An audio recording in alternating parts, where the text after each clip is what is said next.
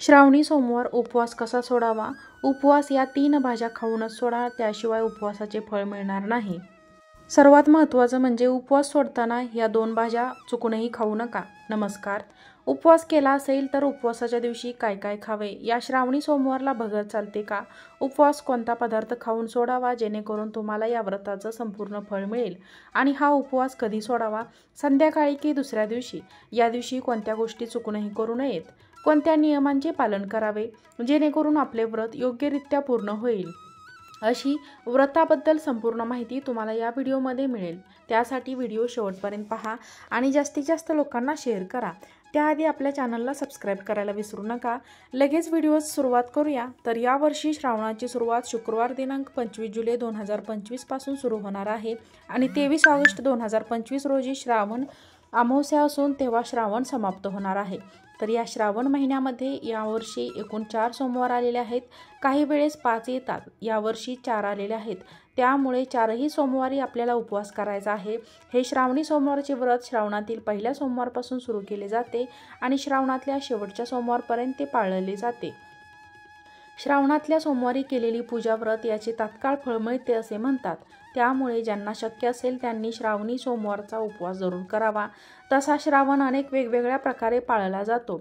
काही लोक संपूर्ण श्रावण महिनाभर उपवास करतात.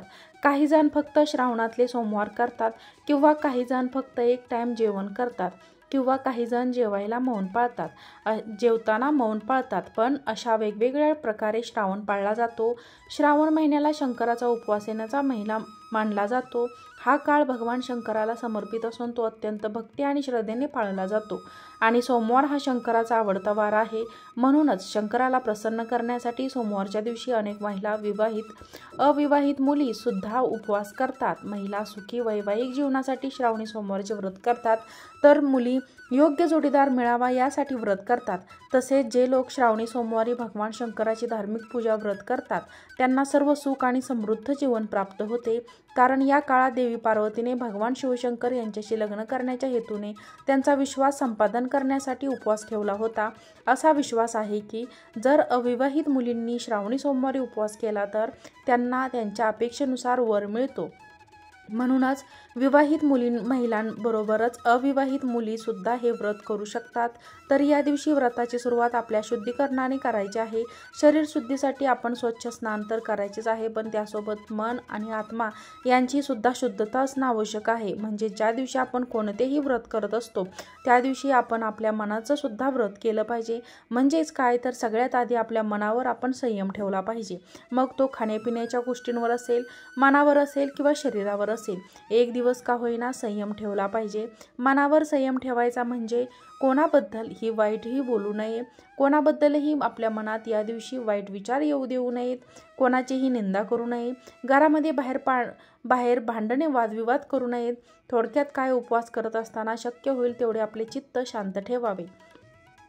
मनामध्ये कोणाबद्दलही विकल्प, वाईट विचार, शंका आणू नये. कारण उपवासाचा खरा अर्थ असा आहे की उप म्हणजे जवळ आणि वास म्हणजे निवास करणे.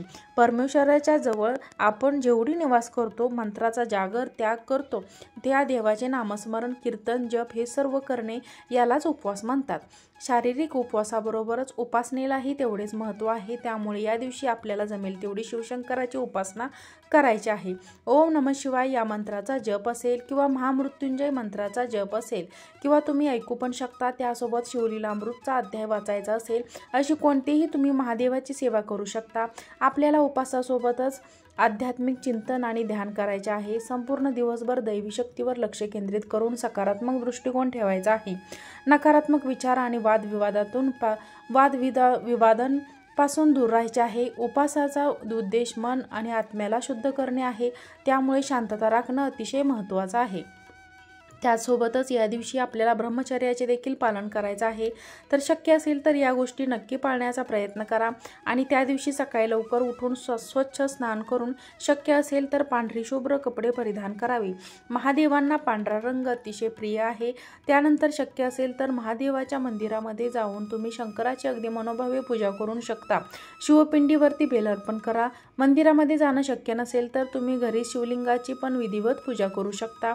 दिवसभरामध्ये जेव्हा वेळ मिळेल तेव्हा मात्र मंदिरामध्ये जाऊन शंकराचे दर्शन नक्की घ्या.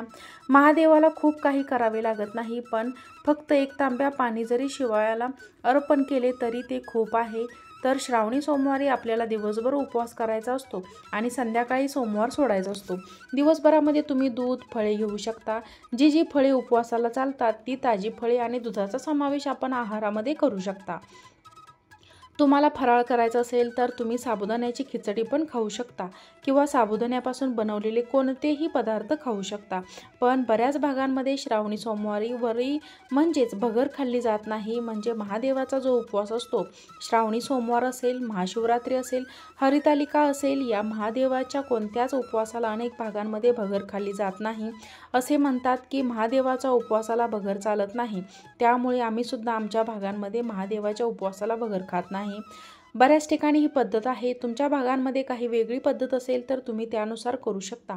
त्यासोबतच बरेच जण श्रावणी सोमवारला तिखट मीठ पण खात नाहीत. म्हणजेच तिखट मीठ घातलेले कोणतेच पदार्थ या दिवशी अनेक जण खात नाहीत.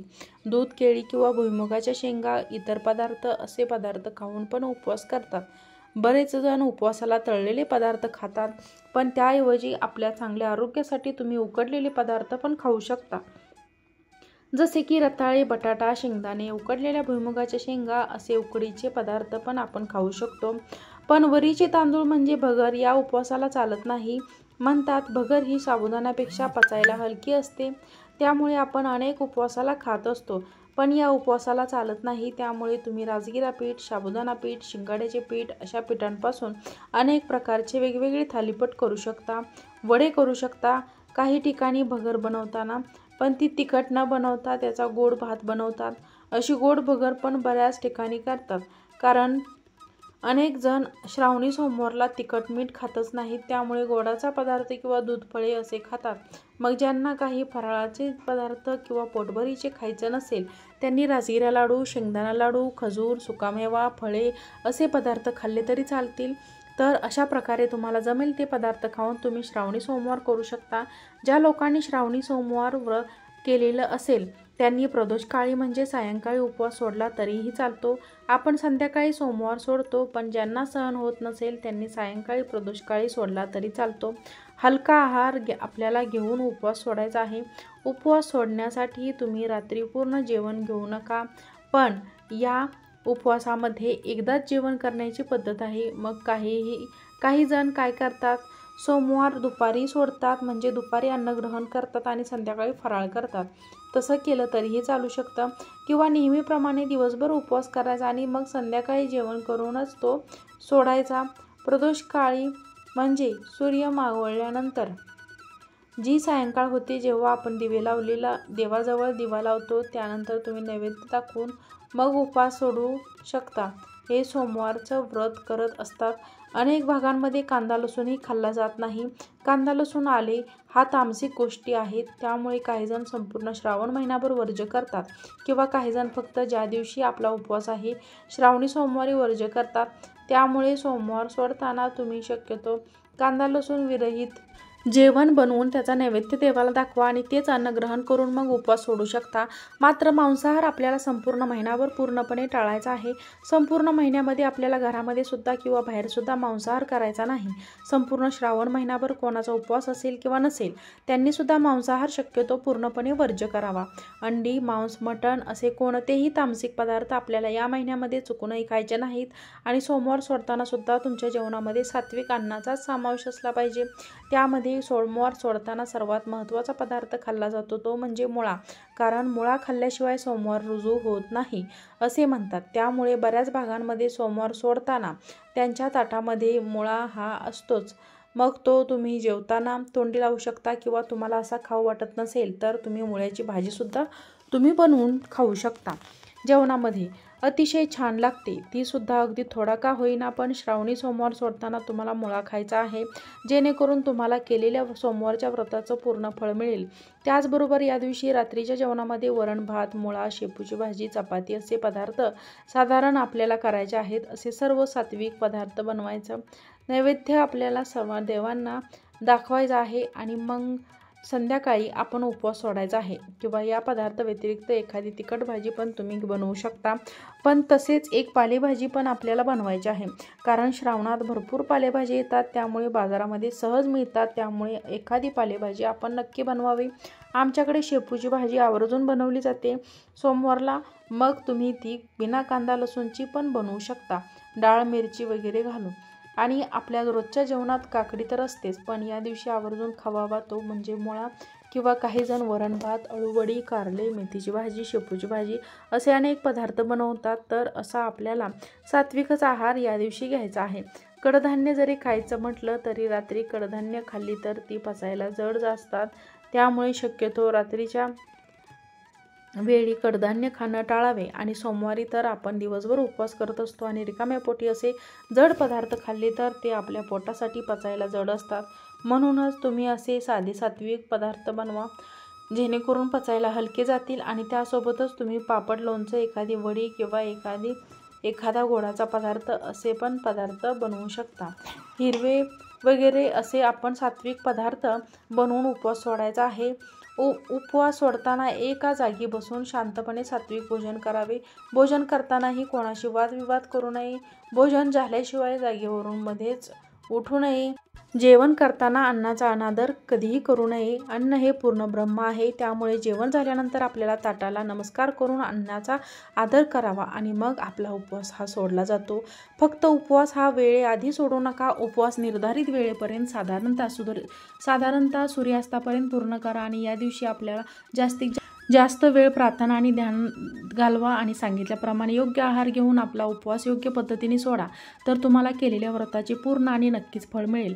तर कसा वाटला तुम्हाला आजचा व्हिडिओ मला नक्की सांगा. आवडला असेल तर लाईक करा, जास्तीत जास्त लोकांना शेअर करा, चॅनलला सबस्क्राईब करा. आजचा व्हिडिओ पाहिल्याबद्दल तुम्हा सर्वांचे मनापासून धन्यवाद. श्री स्वामी समर्थ. ओम नमः शिवाय.